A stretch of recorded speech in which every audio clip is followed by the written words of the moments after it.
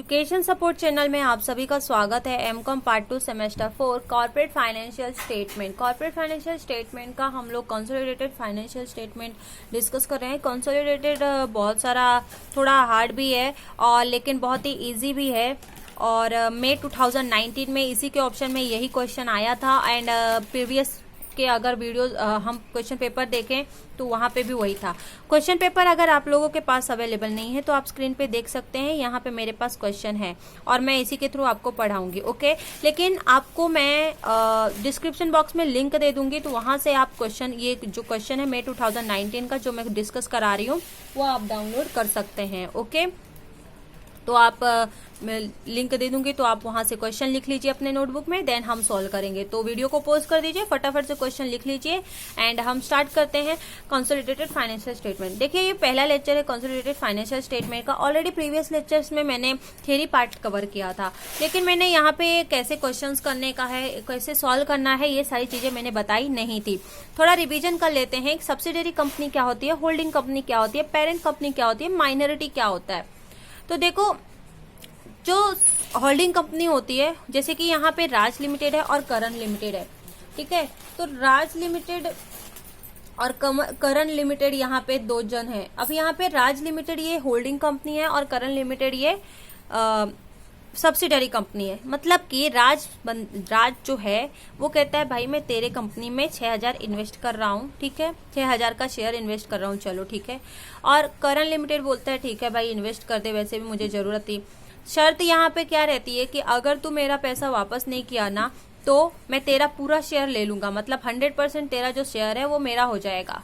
तो वो जो होगा, तो जब तक वो पूरा कर, जैसे कि बाकी है ना, अभी उसको 4000 देना बाकी, जो ये 6000 उसने इन्वेस्ट किया है वो राज लिमिटेड है, वो एक होल्डिंग कंपनी है। बिकॉज कि अब होल्डिंग कंपनी के पास क्या राइट है, होल्डिंग कंपनी जो है ना, जो भी काम करे, जैसे कि करण जो भी काम करेगा राज से पूछेगा, बिकॉज राज ने उसमें उसके कंपनी में इन्वेस्टमेंट किया है।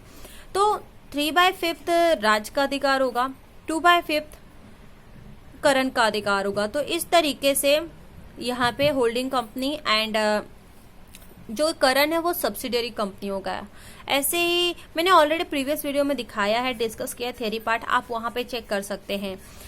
तो अभी माइनॉरिटी क्या होता है, तो देखो जैसे कि राज का जैसे कि कंपनी है, ओके, एक कंपनी है और वहां पे एक कंपनी है। अभी उस कंपनी में 3/5 शेयर जिस बंदे ने इन्वेस्ट किया है तो वो कौन है, राज कौन है, होल्डिंग कंपनी, ओके।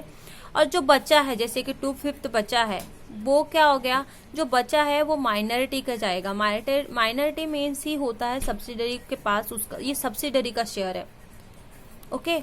जैसे कि आप यहाँ पे थोड़ा ध्यान दीजिए, एक कंपनी है, ओके, और यहाँ पे ये कंपनी में इस तरीके से, ओके, 1 2 3 4। अब यहाँ पे ये जो 3/5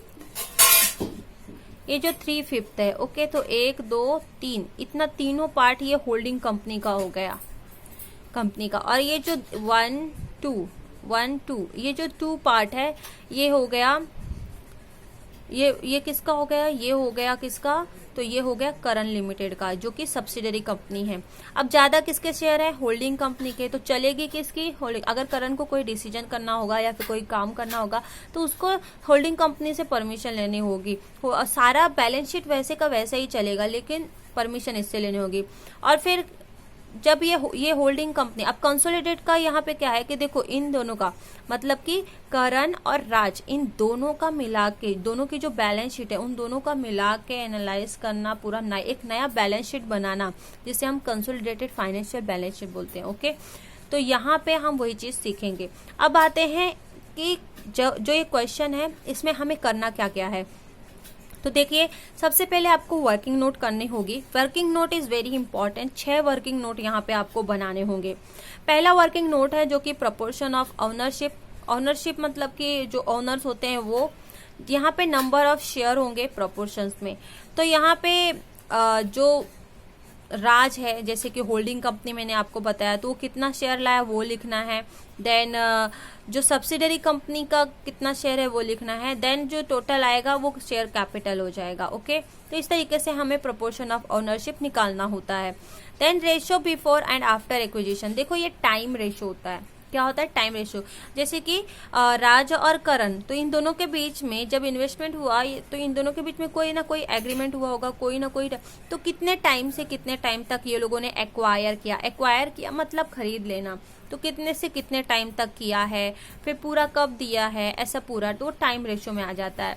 एनालिसिस ऑफ प्रॉफिट एनालाइज करना कि जनरल रिजर्व कितना है, प्रॉफिट एंड लॉस अकाउंट कितना है, ये सारी चीजें एनालाइज करना होगा, तो यहाँ पे एनालाइज करना है। ओके, तो इस तरीके से यहाँ पे करना होता है। यहाँ पे जनरल रिजर्व जो है ओपनिंग का ही होगा, मैं बताती जाऊंगी आपको। देन कॉस्ट ऑफ कैपिटल जो है, यहाँ पे आप गुडविल भी बोल सकते हैं, यहाँ पे आप गुडविल फाइंड आउट करेंगे। देखो, अगर पॉजिटिव में आंसर आता है तो आप गुडविल लिखोगे, अगर नेगेटिव में आता है तो फिर वो कैपिटल रिजर्व आंसर हो जाएगा। ओके, और यहाँ पे जो कॉस्ट ऑफ इन्वेस्टमेंट होगा वो होल्डिंग कंपनी का होगा, ये चीज याद रखना हमेशा। और paid up value of share होगी, paid up value of share वो कहाँ से होगी, तो यहाँ का जो है ना उसका मल्टीप्लाई 10 से करने का, तो ये आएगा।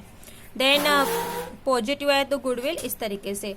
तो गाइज ये था। And then share of capital profit जो होगा ना वो यहाँ का होगा, जो कि एनालिसिस ऑफ प्रॉफिट में से ही निकालेंगे। Analysis of profit very important है वर्किंग नोट में, बहुत ही इंपॉर्टेंट है।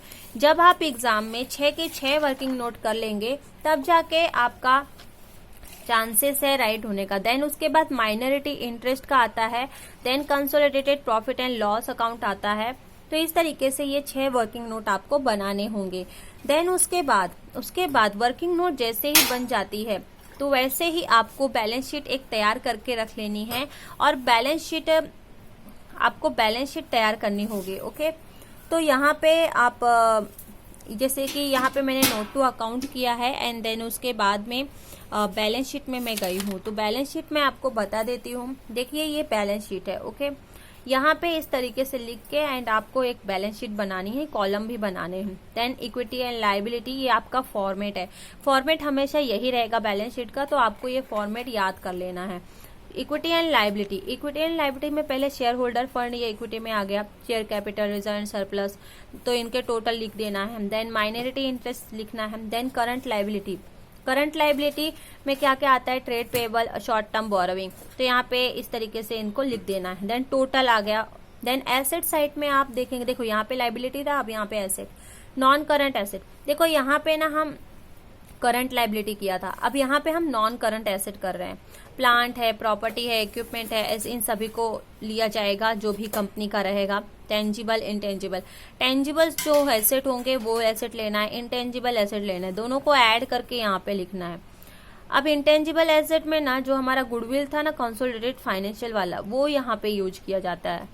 करंट एसेट में इन्वेंटरीज मतलब कि स्टॉक वगैरह, trade receivable and cash equivalent, इस तरीके से लेना होता है। देन इनका टोटल किया तो हमारा बैलेंस शीट टैली होगा। अब जो ये फॉर्मेट ये जो दिए ना, one shareholder fund, then ये, तो इस तरीके से यूज करना है इनका। तो ये जो हेडिंग है आपकी, ओके, ये सभी हेडिंग का आपको यूज करना है। बैलेंस शीट हो गई ना, तो आपको short note to account easy होगा बनाने में। नोट टू अकाउंट कैसे बनाएंगे, तो देखो नोट टू अकाउंट का पहला है शेयर कैपिटल आपको निकालना है। देन उसके बाद सेकंड नंबर है रिजर्व एंड सरप्लस, उसके बाद ट्रेड पेबल निकालना है। देन उसके बाद में आपको शॉर्ट टर्म बोरोविंग, देन उसके बाद tangible asset, intangible asset, inventories, trade receivable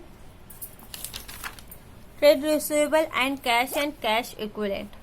तो इस तरीके से ये 9 आपको नोट टू अकाउंट बनाना है, ठीक है। तो हमने क्या देखा, 6 वर्किंग नोट हमें बनानी है, नोट टू अकाउंट बनाना है 9, एंड फिर उसके बाद बैलेंस शीट करनी है, तो तब जाके हमारी बैलेंस शीट बनेगी। देखिए यहाँ पे आपको थोड़ा हार्ड लग रहा होगा कि कैसे हो पाएगा, कैसे हम कर पाएंगे, तो बहुत ही इजी है। ओके, तो मैं अभी नेक्स्ट वीडियो में, वीडियो लेंथी हो रहा है इसलिए मैं नेक्स्ट वीडियो में आपको डायरेक्ट क्वेश्चन आंसर डिस्कस कराने वाली हूँ। यहाँ पे मैंने सिर्फ एक फॉर्मेट बताया है कि कैसे फॉर्मेट होता है, हमें कैसे करना होता है। अब आपको मैं नेक्स्ट वीडियो में बताने वाली हूँ जो कि बहुत ही इंपॉर्टेंट है। मैं आपको सम करती जाऊंगी और इम्पोर्टेंट पॉइंट्स जो हैं, जो डिस्कस कराना बाकी था आज के वीडियो में, वो मैं उसी वीडियो में डिस्कस कराऊंगी। एक रिक्वेस्ट है कि गाइस शेयर करना जितने भी एमकॉम स्टूडेंट तक, सभी बच्चों के तक शेयर कर दीजिएगा। एक और चीज है कि ये एमकॉम कंसोलिडेटेड फाइनेंशियल स्टेटमेंट का प्रैक्टिकल क्वेश्चन का ये वीडियो नंबर 1 था। वीडियो नंबर 1, 2, 3, 4 ऐसे इस तरीके से मैं वीडियो बनाने वाली हूँ। तो आपसे रिक्वेस्ट है कि प्लीज सभी वीडियोस को देखना, बिकॉज की हेडिंग में अगर मैं मुंबई यूनिवर्सिटी का मे 2019 या फिर ऐसा कुछ नहीं लिखती, सिर्फ consolidated financial statement video number 1, 2, 3, 4 ऐसे किया, तो प्लीज उसको भी देखा करें।